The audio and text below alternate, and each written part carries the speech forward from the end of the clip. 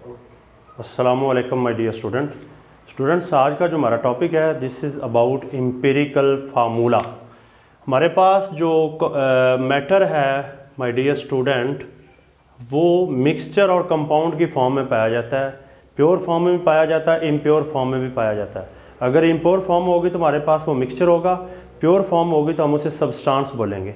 Substance जो है ना, उसमें एलिमेंट भी आ जाते हैं और कंपाउंड भी आ जाते हैं। और जो कंपाउंड होते हैं ना, उसके फार्मूलाज होते हैं। एक होता है, उसे बोलते हैं मोलेकुलर फार्मूला। जैसे हमारे पास पानी है, उसका एक फार्मूला H2O है, कार्बन डाइऑक्साइड है, उसका फार्मूला CO2 है, बेंजीन है C6H6 है, इस तरह ग्लूकोज है C6 है, H12 है, O6 है। ये जो सारे फार्मूला है ना, इन्हें हम मॉलिक्यूलर फार्मूला बोलते हैं। यानी कि जो कंपाउंड है वो छोटे छोटे ग्रुप की फॉर्म में पाया जाता है। उसके अंदर जैसे वाटर है, वो H2O की उसमें उसके मॉलिक्यूल्स होंगे, उसके इंडिविजुअल्स होंगे, वो उसके मॉलिक्यूल्स कहलाएंगे। बेंजीन है, उसके C6H6 मॉलिक्यूल्स कहलाएंगे। तो वो उन मॉलिक्यूल्स को लिखने का एक फार्मूला होता है जिसे मॉलिक्यूलर फार्मूला बोलते हैं, जो कि अपने अंदर एटम्स की असल तादाद को बताता है, रियल क्वांटिटी को बताता है, एक्चुअल नंबर ऑफ एटम्स के बारे में बात करता है। वो हमारे पास मोलेकुलर फार्मूलाज कहलाते हैं, जिसको मैंने डिटेल डिस्कस ऑलरेडी कर लिया है। जो आज का हमारा टॉपिक है, ये है एम्पिरिकल फार्मूला। एम्पिरिकल फार्मूला क्या होता है? ये हमारे पास जो मॉलिक्यूलर फार्मूला होता है ना, उसकी ये सिंपलेस्ट फॉर्म होती है। जैसे हमारे पास माय डियर स्टूडेंट, बेंजीन का फार्मूला है C6H6, यानी कि इसमें 6 कार्बन होती हैं, 6 हाइड्रोजन होती हैं। यहाँ पे कार्बन टू हाइड्रोजन रेशो जो है हमारे पास 6:6 है, लेकिन इसे मैं सिंप्लीफाई करता हूँ तो हमारे पास 1:1 आ जाएगी। अगर कार्बन हाइड्रोजन की ये सिंपल रेशो होगी तो मेरे पास CH आएगा। अगर 6:6 है तो C6H6 आएगा। ये ओरिजिनल फार्मूला है, ये रियल वाला है, एक्चुअल है, ये मॉलिक्यूलर है। लेकिन ये जो CH है, इसके अंदर एटम के दरमियान, जो एटम के नंबर के दरमियान जो रेशो है वो सिंपल है, शॉर्ट है, स्मॉल होल नंबर रेशो है। तो जो small whole number ratio 1 2 3 these all are whole number, तो अगर स्मॉल होल नंबर वाला रेशो हो, जैसे 1 1 है, तो हमारे पास वो जो फार्मूला बनता है जैसे CH है, इसे हम एम्पिरिकल फार्मूला बोलते हैं। इस तरह ग्लूकोज का हमारे पास जो मोलेकुलर फार्मूला होता है my dear student, that is C6H12 and O6। इसमें carbon to hydrogen ratio and oxygen is 6 12 और 6 है। अगर इसको सिंप्लीफाई करते हैं तो हमारे पास 1:2:1 बनेगा। ये 1 कार्बन के लिए, ये 2 हाइड्रोजन के लिए, ये 1 ऑक्सीजन के लिए। तो हमारे पास बनेगा CH2O, 1 for carbon, 2 for hydrogen and 1 for oxygen. और जो यहाँ पे है वो हमने यहाँ पुट कर दिया। तो ये जो फार्मूला है, जिसमें एटम के दरमियान ये सादा रेशो है, स्मॉल रेशो है, सिंपल होल नंबर रेशो है, इसे हम बोलेंगे एम्पिरिकल फार्मूला। अब नेक्स्ट जो हमने देखना है, ये हमारे पास इसकी डेफिनेशन तो होगी है। It is the simplest formula that gives the small whole number ratio between the atoms of different element present in a compound like this is compound. इसमें मुख्तलिफ एलिमेंट्स है, कार्बन है, हाइड्रोजन है और ऑक्सीजन है। मुख्तलिफ किस्म के एलिमेंट्स हैं हमारे पास, जिसमें कार्बन, हाइड्रोजन, ऑक्सीजन के एटम है। इस मॉलिक्यूलर फार्मूला के अंदर 6 कार्बन है, 12 हाइड्रोजन है और 6 ऑक्सीजन है। ये इसके एटम है। अगर ये एटम की रेशो स्मॉल हो जाएगी, सिंपल हो जाएगी, उसे हम बोलेंगे एम्पिरिकल फार्मूला। अब हमने देखना है कि एम्पिरिकल फार्मूला को हमने कैलकुलेट कैसे करना है। हमारे पास कुछ डाटा दिया हो तो हम कैसे कैलकुलेट कर सकते हैं कि इस कंपाउंड का एम्पिरिकल फार्मूला क्या हो सकता है। हमारे पास एक कंपाउंड है जिसका नाम है अस्कॉर्बिक एसिड। अस्कॉर्बिक एसिड का माय डियर स्टूडेंट जो दूसरा नाम है वो विटामिन C है।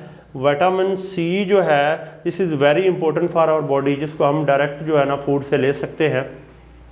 हम अपनी बॉडी में प्रिपेयर नहीं कर सकते, हम इसे फूड सप्लीमेंट वगैरह से गेन करते हैं। इसका जो मोलेकुलर फार्मूला है वो है C6 है, हमारे पास H8 है एंड O6 है। ये इसका फार्मूला है। अब हम जो है ना, हमारे पास जो डाटा है उसमें तो इसकी मुख्तलिफ वैल्यूज दी गई हैं, इसका मैथ वगैरह दिया है।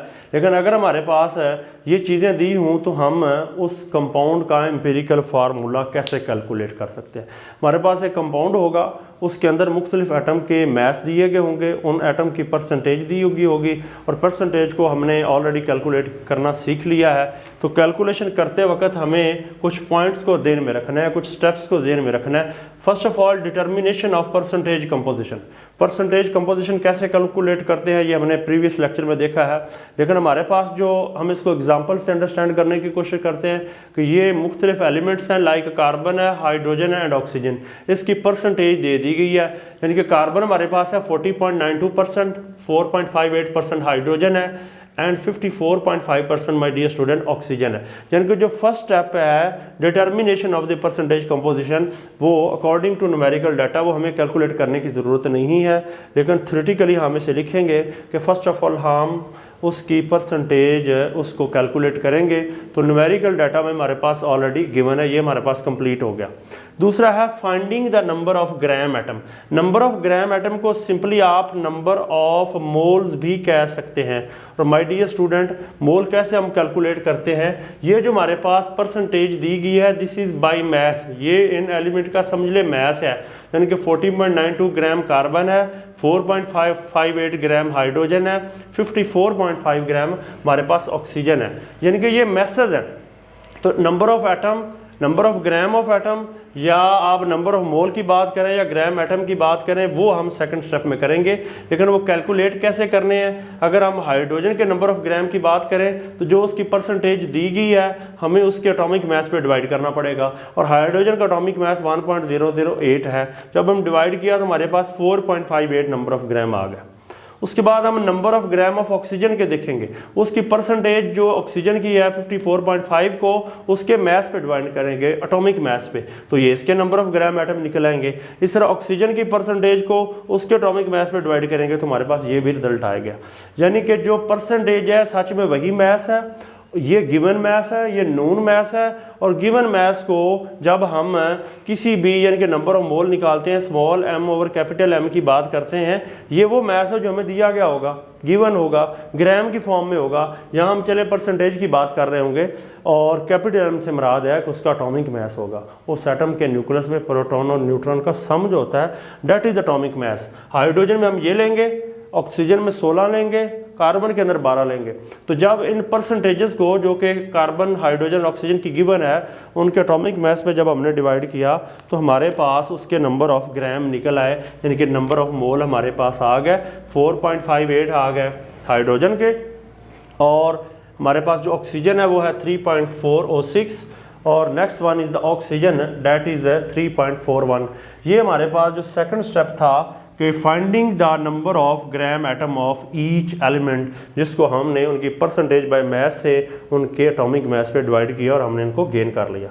थर्ड स्टेप हमारे पास है determination of atomic ratio of each element. हमारे पास 3 एटम है स्कॉर्बिक एसिड के अंदर, डियर स्टूडेंट, कार्बन है, हाइड्रोजन है और ऑक्सीजन है। अब 3 एटम के दरमियान हम रेशो का रिलेशन देखने जा रहे हैं कि हम उनके दरमियान कार्बन, हाइड्रोजन, ऑक्सीजन की ये रेशो चेक करेंगे, कार्बन रेशो हाइड्रोजन का आपस में क्या लिंक है। तो ये कैसे निकालनी है, ये जो नंबर ऑफ ग्राम निकले हैं ना सब के आपने ले लेने हैं। यानी कि हमारे पास कार्बन के है 3.41, और हमारे पास जो नेक्स्ट हाइड्रोजन है डेट इज 4.58, और अनदर इज ऑक्सीजन के नंबर ऑफ ग्राम है 3.406। ये है। अब इनमें जो स्मॉलर है ना नंबर ऑफ ग्राम, सबसे जो छोटी वैल्यू आई है वो है 3.406, ये उससे ज़्यादा 41 है, ये 406 है, मीन के 3.406 है। सबको इस पर डिवाइड कर दिया। जब हमने सबको डिवाइड किया तो हमारे पास जवाब आता है इसका एग्जैक्टली 1 आएगा, इसको करेंगे तो 1.33 आएगा, तो ये भी राउंड ऑफ करें तो 1 ही आता है। ये हमारे पास एटॉमिक रेशो आ गई है, कार्बन की 1 आ गई, हाइड्रोजन की 1.33 आ गई और ऑक्सीजन 1 आ गया। लेकिन एम्पिरिकल फार्मूला होता है वो तो सिंपल होल नंबर रेशो में होता है। जैसे हमने अभी अभी देखा था कि हमारे पास माय डियर स्टूडेंट जो ग्लूकोज है उसका फार्मूला ये है CH2O, यानी कि यहाँ 1 है, यहाँ भी 1 है, यहाँ 2 है, तो ये तो होल नंबर आता है 1, 2 वगैरह। लेकिन यहाँ पे हमारे पास फ्रैक्शन में उसका इंपेरिकल फार्मूला आ गया डेट इज 1.33। अब जो 4th स्टेप है हमने ये तो कैलकुलेट कर लिया एटॉमिक रेशो को, कैसे किया है कि नंबर ऑफ ग्राम एटम को लिया है और जो सबसे लीस्ट वन है, स्मॉलेस्ट है, उस पर हमने डिवाइड कर दिया डेट इज 3.406। तो सब जो ग्राम एटम है उनको इस पर डिवाइड किया तो हमारे पास है एटॉमिक रेशो आ गया। 4th स्टेप है कि अगर एटॉमिक रेशो फ्रैक्शन में हो पॉइंट्स में हो, शारिया में हो, तो फिर वो हमारे पास इंपेरिकल फार्मूला नहीं होगा। लेकिन होल नंबर में आ जाता है तो फिर हम उसी को ही इंपेरिकल फार्मूला मान लेंगे। अगर नहीं है तो फिर हम इसको किसी सूटेबल डिजिट से मल्टीप्लाई करते हैं। फर्ज के हम 2 से करते हैं, इसको दोनों तरफ 2 से करेंगे तो ये भी 2 बन जाएगा, वो भी 2 बन जाएगा, और ये बनेगा 2.266 और 2, यानी कि 2 से किया है लेकिन यहाँ पे फिर फ्रैक्शन वही आ रही है। लेकिन अब हम 3 से करके देखते हैं, तो जब 3 से किया इसको, 2 पे नहीं किया, 3 पे किया, तो ये 3 आ जाएगा, ये 3.99 आ जाएगा और 3 आएगा। तो ये जो 4 है ये 3.99 आता है, और राउंड ऑफ करेंगे तो ये भी 4 बन जाएगा। 3 for carbon, 4 for hydrogen and this 3 for oxygen. तो जब हम ये 3 इस कार्बन को देते हैं, 4 हाइड्रोजन को देते हैं और ये 3 इस ऑक्सीजन को देते हैं, तो हमारे पास बनेगा C3H4 और O3। This formula is known as empirical formula of ascorbic acid, जिसको हमने शुरू में देखा था। अगर इसको हम 2 से मल्टीप्लाई कर देते हैं, जो N की हमारे पास वैल्यू आती है, तो हमारे पास इसका C6H8 और O6 इसका केमिकल या मोलेकुलर फार्मूला आ जाएगा। This is the way how we can calculate the empirical formula of any compound.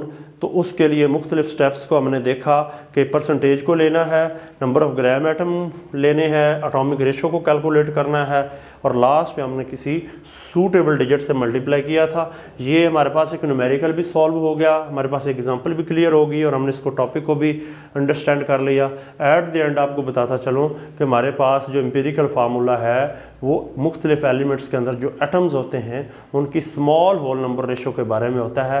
यानी कि किसी कंपाउंड को सिंपल फॉर्म में अगर हमने लिखना हो, ये बताना हो कि उसमें कार्बन, हाइड्रोजन, ऑक्सीजन वगैरह या डिफरेंट एलिमेंट का सिंपली क्या रिलेशन है, तो उसके लिए जो हम फार्मूला यूज़ करते हैं my dear student, that is empirical formula. I am hopeful आपको समझ आई होगी।